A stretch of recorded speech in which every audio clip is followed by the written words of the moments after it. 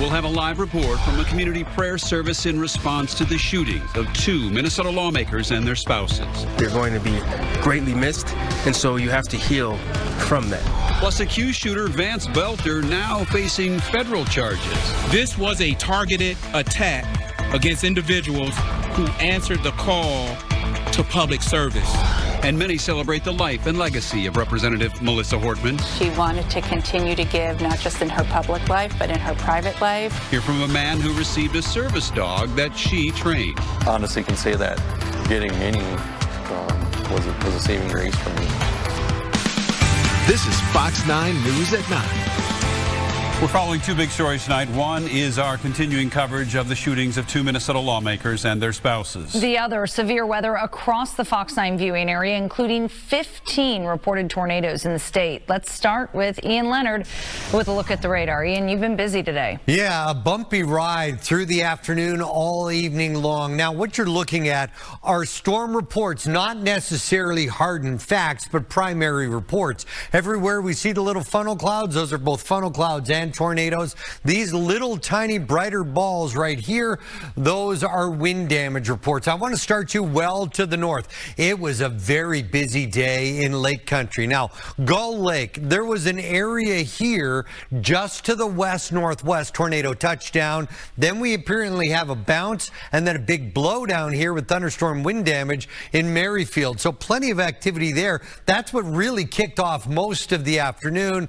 Down toward Aiken and Wellthwood, another reported tornado here along the north shore of Mille Lacs. Once you head back down toward the metro, these are all wind damage reports in and around St. Cloud. The photos out of Waite Park, massive 30 and 40-foot trees down on cars and homes, and funnel cloud reports down toward Winston, Lester Prairie, and Norwood Young America. If you were with us as we were going through this evening, you knew there were plenty of severe storms happening. Now, have the storms pretty much blown themselves out? The cold front that is still rolling through is in the fizzle phase for storms. So as we get to this point, it is a night to stay sky aware, but also know as you tuck yourselves into bed, we're finished with the strong and serious storms. Now it becomes about a very unsettled but very warm, humid forecast going forward. And that, my friends, is something we need to talk about coming up right here at 9:30. We'll see that. All right, Ian, and what does that look like? Ian talked about, well, here's some damage, severe weather. Pictures, down trees sent in. These were taken in St. Cloud, large trees. Of course, the ground is saturated. There's also been hail damage to homes and vehicles. These of large hail sent in from Waconia. We'll have more on the impact of this severe weather coming up here at 9:30. And tonight, Minnesotans are coming together to pray after the state's top Democrat and her husband were gunned down in a politically motivated assassination. This as another lawmaker and his wife continue to recover tonight after they too were targeted and shot. The suspect in those shootings is behind bars tonight after the largest manhunt in Minnesota history. We've been following this story from the first sign something terrible had occurred. We have live team coverage on several new developments tonight, including where the suspect evaded police and what charges he now faces. But more importantly, how the victims of these crimes are being remembered. We begin with Babs Santos, who is live at a community prayer service. Babs, a dark time for the state of Minnesota with these 2 shootings. Yeah, Randy, but even tonight, people were trying to find the light in just such a dark time. This was an event that had been in the works since late Saturday night, and some of the people at this church have direct ties to those victims. To stand up for John and Melissa and Mark and Yvette and Hope. Monday night, one night after the end of the largest manhunt in our state's history, Brooklyn Park and Champlain community members had an opportunity to let their guards down. With music to help them get centered, the communities began to process the sudden killing of Speaker Emerita Melissa Hortman and her husband, as well as the attempted killing of State Senator John Hoffman and his wife.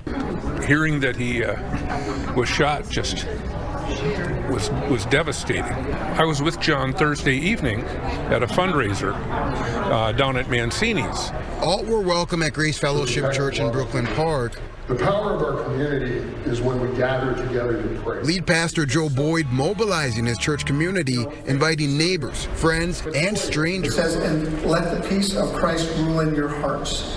to join in prayer. And so we want to stand together. We want people to know that there's a place and space for them to process what's going on. Brooklyn Park Mayor Hollis Winston was among those grieving the losses. People are still praying for the families, grieving for the Hortmans and their family.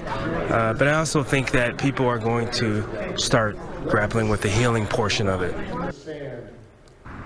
And tonight the mayor told me the city will soon offer resources to help its grieving residents, including a call line. Reporting live, Babs Santos, Fox 9. All right, Babs, thank you. For the first time tonight, we're also hearing from the children of Melissa and Mark Hortman. Sophie and Colin sent Fox 9 a statement that reads in part, "We're devastated and heartbroken at the loss of our parents, Melissa and Mark. They were the bright lights at the center of our lives, and we cannot believe they are gone. Their love for us was boundless. We miss them so much. We want everyone to know that we are both safe and with loved ones. We're grateful for the outpouring of love and support we've received, and we appreciate your respect for our family's privacy as we grieve." You can read their full statement on fox9.com as well. And right now, accused gunman Vance Belter is facing federal charges that put the death penalty officially on the table. Those charges were laid out by prosecutors during his first court appearance today. Among the charges, chilling new details about his behavior leading up to the shootings.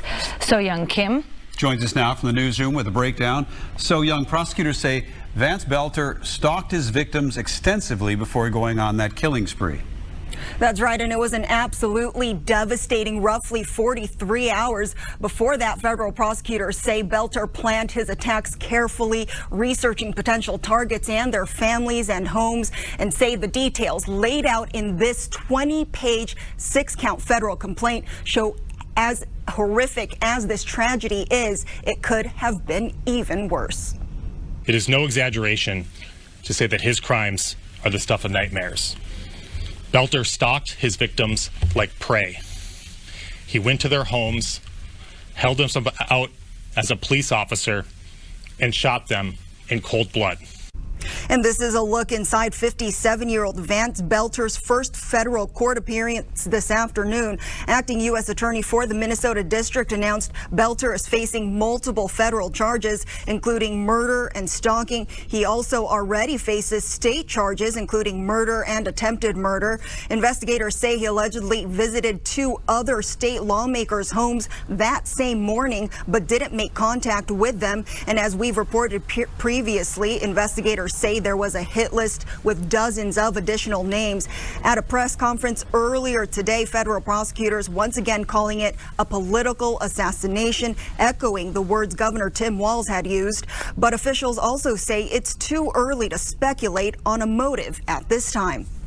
This was a political assassination, which is not a word we use very often in the United States, let alone here in Minnesota. It's a chilling attack on our democracy, on our way of life. And many questions still remain unanswered at this hour, including whether he was receiving any help while on the run. His next court appearance will be later this month, and he will be held in federal custody until then. And coming up, Fox 9 investigators take a deeper dive into the timeline of this weekend's events. Live in the newsroom tonight, So Young Kim, Fox 9. All right, So Young, thank you. Also new tonight, what should you do if someone claiming to be a police officer knocks on your door? Yeah, that's the question a lot of people are asking after the deadly shootings over the weekend. Fox 9's Mike Manzoni joins us now. And Mike, police say there are a few things to look for in those situations. Yeah, investigators say this image right here shows murder suspect Vance Belter. He looks exactly like a police officer, but of course we now know he is not one. Investigators say Belter showed up at his victims' homes wearing what looked like a police uniform. You can see it there, and also a tactical vest. They say he also drove what looked like an unmarked police SUV. Investigators say he knocked on one would-be victim's door, claiming to have a warrant. In that case, the person wasn't home. 2 local police chiefs shared what you can do if you ever find yourself in that kind of situation.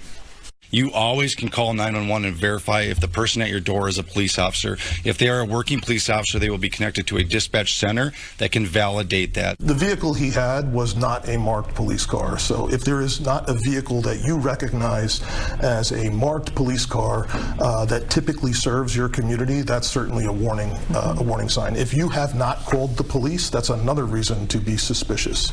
And then if you cannot clearly tell who is at the door, you cannot see it, or there's anything else that makes you think something is wrong with this, you can obviously call 911. Now, another difference between the suspect's clothing and a real officer's uniform, Chief O'Hara pointed out. You'll notice he doesn't appear to be wearing any kind of badge or police patch, but most of us probably would not notice that, at least not if we look quickly. Courtney? Thank you so much, Mike. The two surviving victims of these targeted attacks, Senator John Hoffman and his wife Yvette, continue to recover in the hospital tonight. We learned that John came out of his final surgery yesterday. In a statement to Fox 9, Yvette shared the pair was shot a combined 17 times and obviously are lucky to be alive. Adding, quote, "We continue our healing journey and are humbled by the outpouring of love and support our family has received from across the state and our nation. There is never a place for senseless political violence and loss of life." A GoFundMe has been set up to help the Hoffmans' recovery. As of news time tonight, it has raised nearly $150,000. Well, coming up, we've learned Vance Belter went to two other lawmakers' homes the night of his shooting rampage. Plus, a closer look at how he evaded law enforcement as he carried out this plot. And Fox 9 has been and will continue to be on top of this developing story. For a look at all of our coverage, head to fox9.com.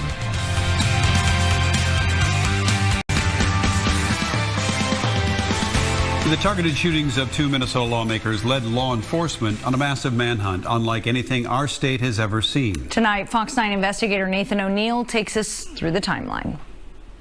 It all started around 2 a.m. Saturday morning.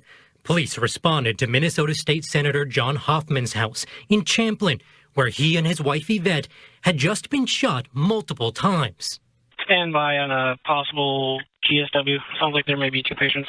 Court records reveal the suspect, Vance Belter, knocked on the door while impersonating a police officer, wearing tactical gear and a rubber mask, before entering the house and opening fire. Belter knocked on Senator Hoffman's front door and repeatedly shouted, "This is the police, open the door."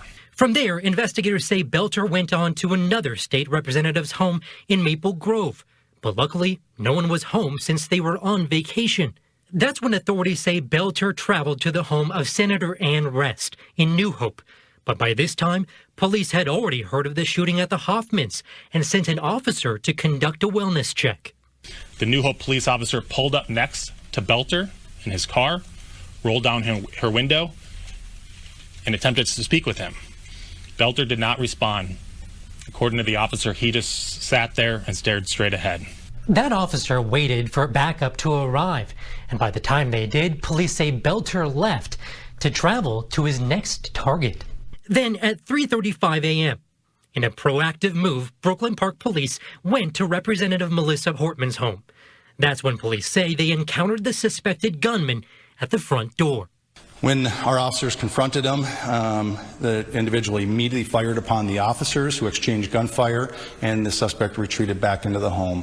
The shooter is still in the house, they believe barricaded with the firearm. When law enforcement entered the home, they found Hortman and her husband both dead, and Belter had escaped out the back. At the scene in Brooklyn Park, authorities recovered a vehicle with police-style lights, a fake license plate, at least 3 AK-47s, a 9mm handgun, and a list of at least 45 names of Minnesota elected officials. They also recovered a batch of papers with no kings written on them. There's no question that this is the largest manhunt in the state's history. At about 6 a.m., authorities say Belter returned to this home in Minneapolis, where he rented a room part-time. His roommate says he received alarming texts from Belter that morning. You know, he was planning some things that we didn't know about. That's what he said. And then that he might be dead soon. The home was searched, but Belter was still on the run. Then, around 2 p.m. Saturday, law enforcement sent tactical units to Green Isle, southwest of the metro, where Belter has a home. But the search continued into Sunday morning, when another one of Belter's vehicles was found in Sibley County. Finally, he was spotted on a trail cam, and at about 9:30 Sunday night, Belter was taken into custody alive. After a 2-day manhunt, 2 sleepless nights, law enforcement have apprehended Vance Belter. Now, there are still a lot of gaps in time where we simply just don't know where Belter was, what he was doing, and whether he was getting any help from anybody.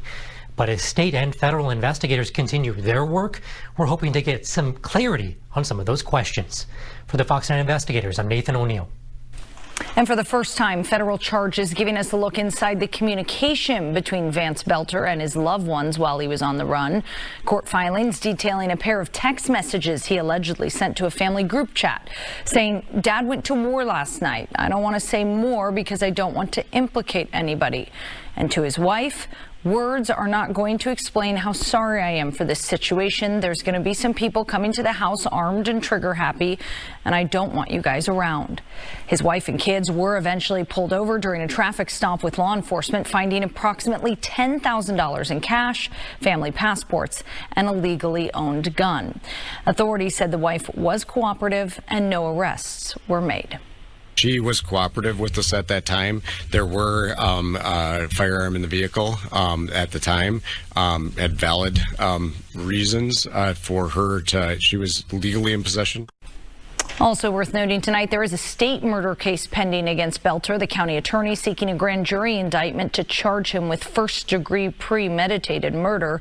That comes with a potential life sentence without the possibility of release. We've also learned the hit list found in Vance Belter's vehicle had the names of 45 elected officials on it. Among the names were Representatives Angie Craig and Ilhan Omar, as well as Senator Tina Smith.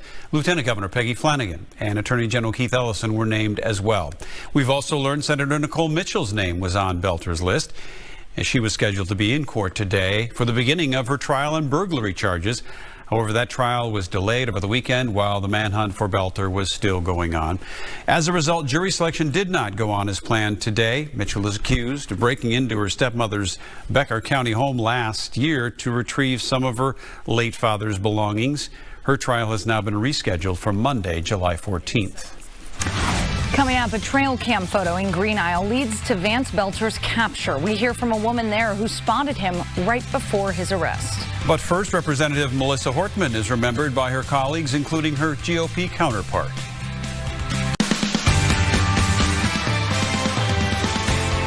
Tonight, our coverage continues of the shootings at the homes of 2 Minnesota lawmakers. Tragically, Representative Melissa Hortman and her husband were killed. Melissa was a major political leader in this state. In fact, Corin Hoggard was supposed to interview her today. Instead, Corin shares how she is now being remembered at the state capitol, a place where a memorial to her continues to grow. And this memorial is filled with all kinds of messages from Melissa Hortman, from people who worked alongside her, especially here in the House. And I want to highlight one of them right here. It says, "Melissa, you made the tough call so your colleagues didn't have to," and that about sums her up. First reading, House Files 534 through 636. There's no doubt she'll go down as the most consequential Speaker of the House, for sure, and her accomplishments are many. Melissa Hortman's political rocket reached the stratosphere, but it almost never got off the ground. She ran in 2000 and lost. She decided to run again in 2002, lost again in a very terrible year in 2002. And Paul Wellstone died in a plane crash that October, and Hortman thought about getting out of politics. But Ken Martin says Wellstone's words convinced her to jump back in, and the rest is history. She won in 2004, took office in 2005, and rose to minority leader and then speaker in 2019. Madam Speaker. Thank you. Ryan Winkler served as her right hand for her first 2 terms as a top Democrat in the House and watched from the sidelines as she led in a trifecta.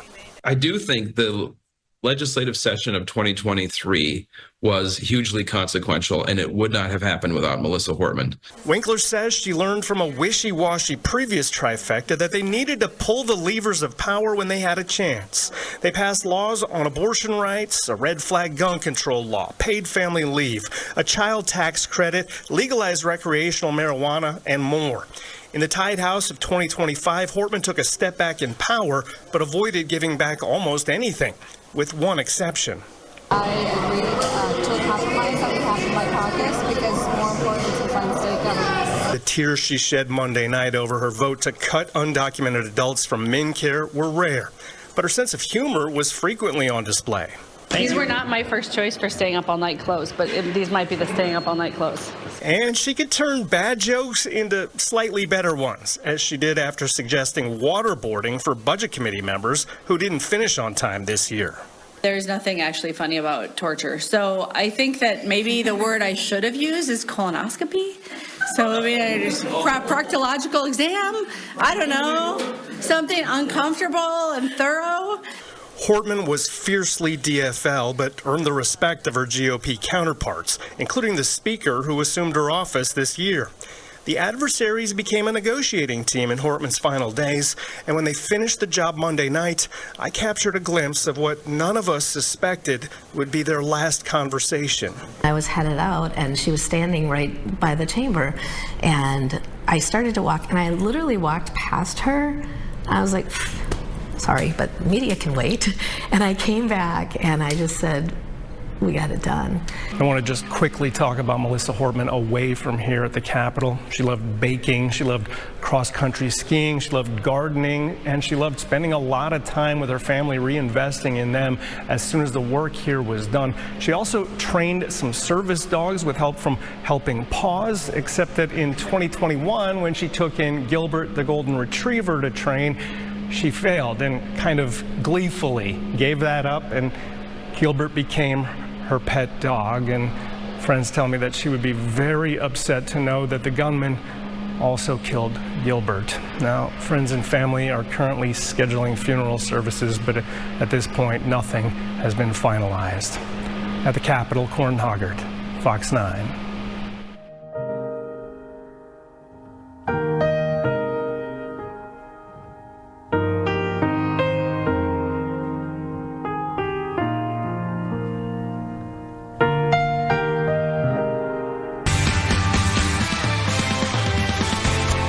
Tonight, the gunman responsible for assassinating the state's top Democrat and her husband is behind bars on multiple charges after the largest manhunt in Minnesota history. 57-year-old Vance Belter was arrested after a 43-hour search in a field in Green Isle. Rob Olson spoke to a woman who spotted Belter shortly before his arrest. Never would I have thought he was here.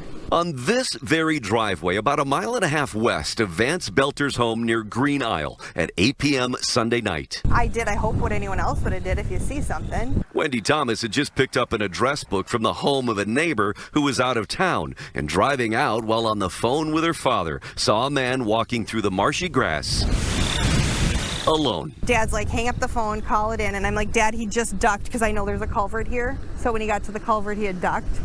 I could still see him. This was not long after Belter had been caught on a nearby trail cam in this image obtained by Fox 9. And Sunday morning, the car he'd been driving and the cowboy hat he'd been wearing had also been found in the area. So law enforcement had converged here in force, which is how Wendy was able to flag down a deputy driving by at that very moment. As I was turning my truck this way, I could see him clear as day, just squatting there. And I'm like, that's a person. And that is how Belter became surrounded in this field. Police could watch him by drone as he crawled his way on a footpath through the marsh. Eventually, he came out at the driveway and was taken into custody, right near where Wendy first saw him.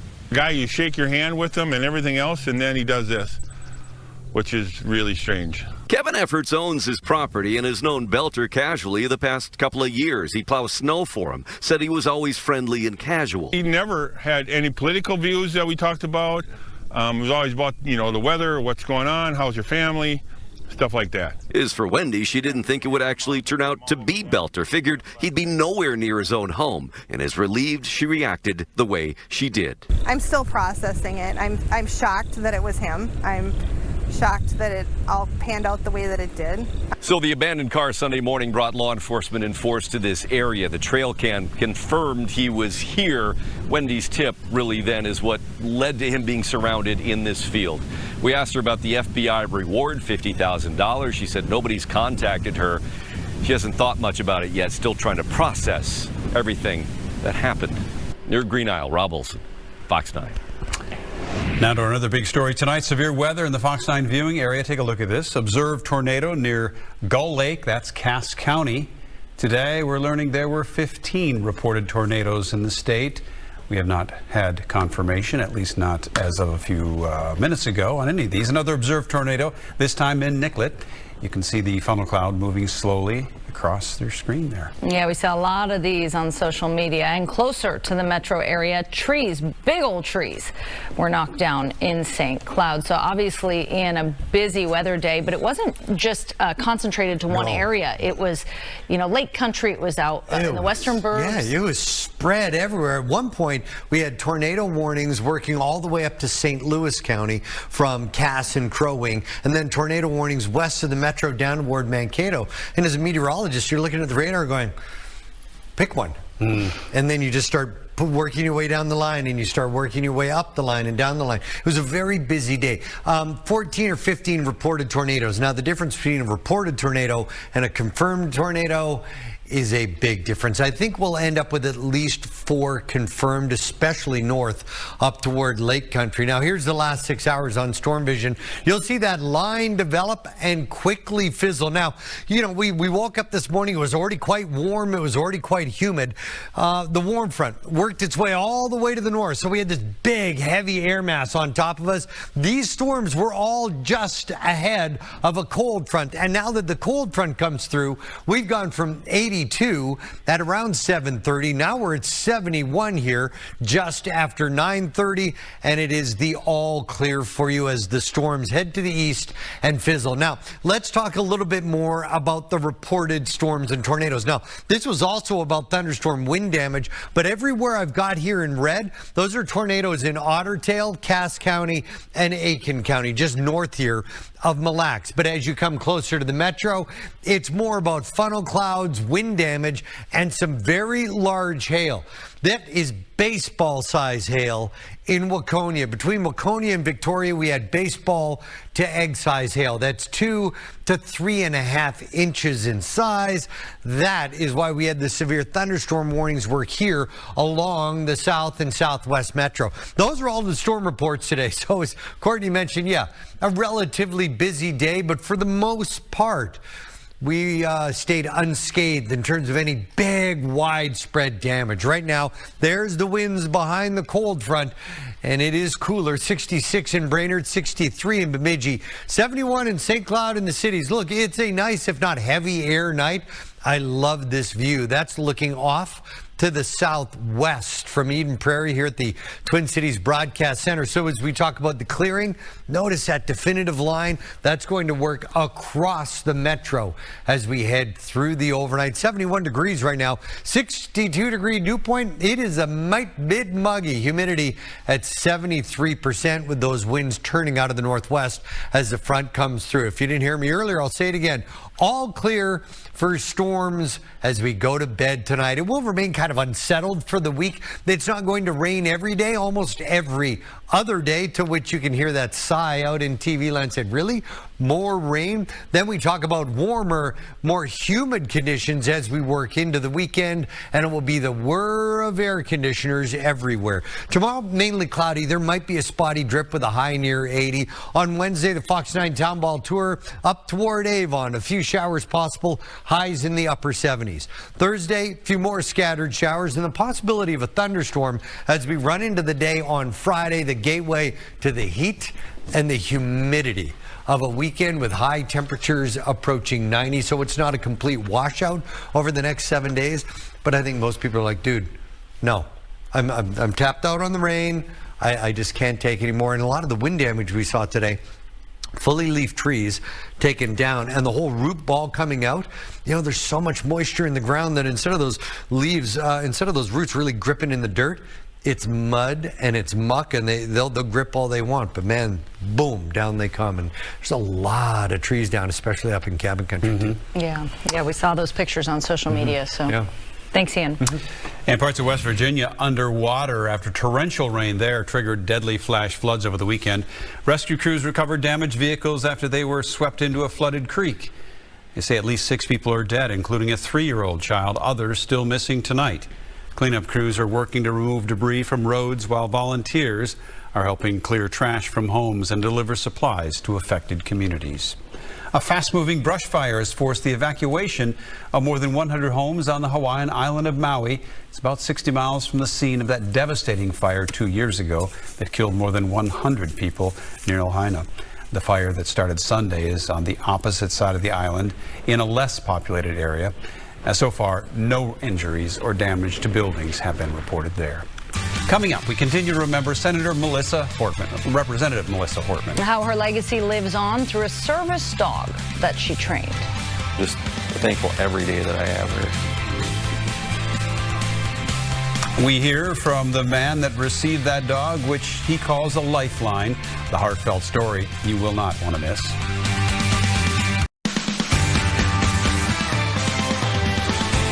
The deaths of Melissa and Mark Hortman are being felt across the state tonight. A local nonprofit is grieving the loss of not only the Hortmans, but their family pet as well. As Maury Glover spoke to Helping Paws, where the Hortmans volunteered for many years, and joins us now with the impact they had there, Maury. Well, Melissa Hortman was dedicated to service in her public life, but she and her family were also giving in their private lives as well. She is super chill, and I need that. She gets me back out doing the things that I need to do as a dad, as a father. As a veteran who suffers from PTSD, Eric Elsner's constant companion, Minnie, helped bring him back from the brink. But he says the service dog he's had for the last 9 years wouldn't have been the perfect match if it weren't for Melissa Hortman and her family. Honestly, I think of the Hortmans every day. I have thought of them every day since I've had her, just because of this gift that I got. Helping Paws says the Hortmans began volunteering with the nonprofit in 2014 when their daughter signed up to train Minnie. The organization says after their daughter left for college, Mark Hortman finished Minnie's training until she was paired with Elsner. For someone to take that animal and put that much care and love into it to just then give to somebody else just shows what kind of family they were. Helping Paws says the Hortmans had such a positive experience with Minnie, Melissa decided to train another service dog, Gilbert, about 4 years ago. But when he didn't graduate from the training program, the Hortmans adopted him, making him a member of their family, until he was gravely injured in the same attack that killed Mark and Melissa and had to be euthanized. I don't have a lot of room in my heart for someone who would hurt an animal. Gilbert will be in our hearts and in our minds for a very long time. Elsner says the Hortmans made a difference in his life, and he'll remember them every day. Minnie is by his side. Anyone that knows me knows what kind of place I was at before I got Minnie. Safe to say that this dog saved me, and the Hortman saved me. Now, Helping Paws says it's received an outpouring of community support since this all happened. They say more than $10,000 has been donated in just the past couple of days. Courtney and Randy. It's such an incredible gift that the Hortmans could give. And it sounds like their daughter actually is responsible for Minnie's name and actually named her after Minnie Mouse. So just another piece of their family that he'll always have with them. Thanks, Maury. A historic performance on the mound in Omaha today at the College World Series. Facing elimination, Arkansas starting pitcher Gage Wood throwing a no-hitter in the College World Series for the first time since, get this, 1960. Wood also setting the record for the most strikeouts in a 9-inning game at the College World Series with 19 strikeouts. Only one batter reached base for Murray State on a hit by pitch in the 8th inning. And the NBA Finals are at a pivotal point. Jim Rich joining us now. And Jim, the series is all even. That 2 exciting series. So it's now down to a best of 3, right? Yeah, Randy, who do you got here finishing this I started with OKC, and then I watched a couple games, and now I don't know.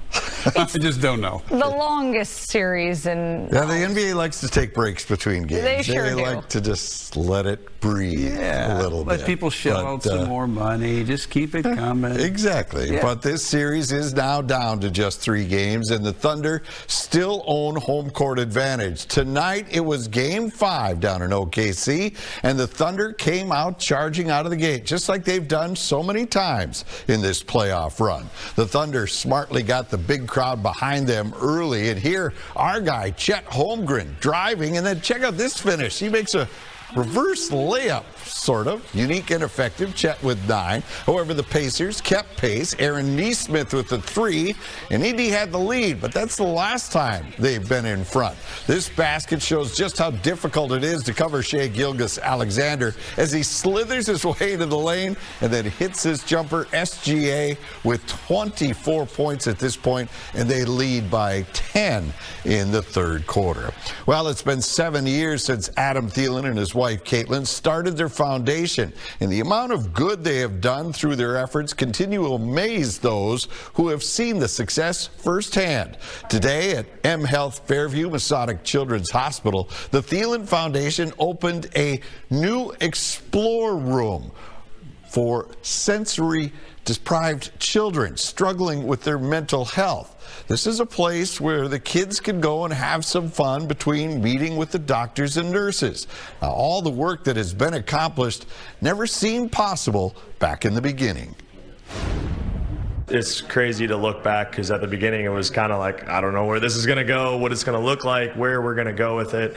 But, you know, over the last 7 years, God's really kind of directed us and guided us. And you've kind of been able to feel where the impact is being made. And when you feel the impact, then that's when you kind of go all in those areas. And seeing the kids and the families' faces and how much it actually impacts them, that means more to us and to our whole family, to show our kids what it means to give back and to be there for others who are in need. It's just really important for our family. So we're just happy we can help in any area.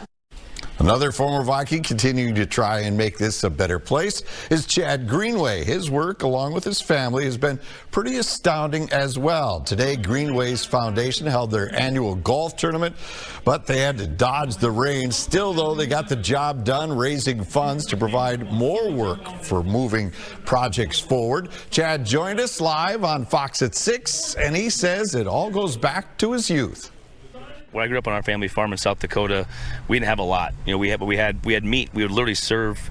We'd have a cow dressed and serve the meat to families over holidays so they could eat together. So I always believe it's what do you have at your access? Maybe it's time, maybe it's money, maybe it's resource to get organized and get people together. We had a platform with the Vikings that we thought you can't waste this opportunity. So we wanted to give back and make an impact.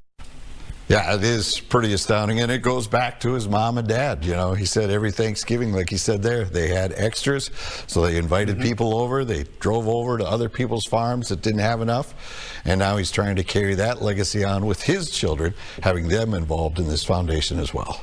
Incredible. Good to see both Chad and Adam. It's been a while. Yeah. Greenway said it's been 7 years, 8 years since he's been played. Yeah. Couldn't believe that. Yeah, it's been a while. He's just a high school basketball dad now. That's right. I know. Now we're going to talk about Maddie the rest of the time, and the rest that are coming right behind her. Thanks, Jimmy. Topping tonight's Business Watch, U.S. states and drug maker Purdue Pharma settle over the opioid epidemic. That settlement is for just under $7.5 billion. The deal resolves thousands of pending lawsuits under the leadership of the Sackler family. The company invented, manufactured, and aggressively marketed opioid products for decades. States and cities said these products fueled waves of addiction and overdose deaths in the nation. The CDC reports since 1999, more than 850,000 people have died from opioid-related overdose. The stock market starting the new week off strong. Big tech, financial, and industrial stocks were among the gainers. Meanwhile, energy lagged a bit as oil prices began to fall. They were up dramatically this weekend after the Israeli missile strikes on Iran. And the president's annual ethics filing shows President Trump made more than $50 million on crypto investments last year. That's according to the Wall Street Journal. The $57 million comes from a stake in the crypto firm World Liberty Financial and the sale of digital tokens. The family also struck a deal in March to launch a Bitcoin mining company called American Bitcoin and launched meme coins like the Trump coin. The president's annual ethics filing shows he's worth roughly $1.7 billion. From France to Italy to Spain, protests have spread across Eastern Europe as some local residents there say they're fed up with tourists. They're arguing tourism is stripping their cities of culture and livability. Fox's Kevin Cork has more. The U.S. State Department is warning American travelers to exercise caution when traveling to Europe. Over the weekend, thousands took to the streets across southern Europe to protest what they're calling over-tourism, the first coordinated action of its kind across the region. Demonstrators in Lisbon arguing that mass tourism is driving up housing costs. We have less services, more expensive rents, and we believe it has reached its limit. Folks in other countries say they feel the same. Spain was one of the most visited nations in the world in 2024. While the tourism industry is a key part of the nation's economy, the surge is also triggering home and rental price increases. These record numbers in terms of tourism also pose challenges, and we need to deal with those challenges. In Barcelona, some locals are spraying tourists with water pistols in what has turned into a symbol of an anti-tourism movement after protesters originally used them to keep cool from the heat last year. So we're not going to complain about it. I think that these people are feeling something. And in Italy, activists are targeting Jeff Bezos' upcoming wedding, which is expected to take place in Venice, warning it could flood the city with even more tourists during its peak season. It is an honor that he's coming to Venice. Those 20 people who are putting posters are clearly capitalizing on his image. On Monday, thousands of visitors were left confused after staff at the iconic Louvre Museum went on strike, halting operations in protest over, again, you get it, over unmanageable crowds. In Washington, I'm Kevin Cork, Fox News. A big development in America's favorite competitive eating contest. The king of hot dog eating is making a return. Those details next. But first, Chief Meteorologist Ian Leonard has a preview of the forecast. Ian? Well, I'll tell you what, as we work through tonight, you can say all clear, my friends, after a very bumpy ride tonight. But then as we head toward the weekend, it's all about a little unsettled and a lot about heat and humidity. We'll talk about it all coming up right here on Fox 10. Well, the 4th of July is a few weeks away, and a big event on the holidays, of course, the Nathan's Hot Dog Eating Contest. And a major player, the biggest name in that annual eating competition, is returning for a shot at a 17th title. Joey Chestnut is coming back this year after being forced to miss last year's event due to a sponsorship conflict. Chestnut holds the record for the hot dog eating contest, downing 76 Nathan's hot dogs in just 10 minutes. Back in 2021. And check this out. Just outside Washington, D.C., Fairfax County Police respond to a caller reporting an alligator near their motel room. Body camera footage shows the responding officers locating the alligator before escorting it and its owner off the premises. Turns out the owner claimed to be transporting it from New York to a North Carolina zoo. No injuries were reported and the owner was not cited. Fox 9 is just getting started. Your 10 at 10 starts right now. On your 10 at 10, team coverage on the arrest of Vance Belter as we learn more about his actions before and after the deadly shooting of State Representative Melissa Hortman and her husband Mark. It's a chilling attack on our democracy, on our way of life. Plus, the community remembers the Hortman family tonight, including some of their service done outside the Capitol. She wanted to continue to give, not just in her public life, but in her private life. And we're closely following the severe weather across Minnesota with reports of tornadoes and flooding. This is Fox 9 News at 10. Our top story tonight, accused gunman Vance Belter is facing federal charges that put the death penalty on the table now. Those charges were laid out by prosecutors during his first court appearance earlier today. Among the charges, chilling new details about his behavior leading up to the shootings. So Young Kim joins us now from the newsroom with a breakdown. And So Young, prosecutors say Vance Belter stalked his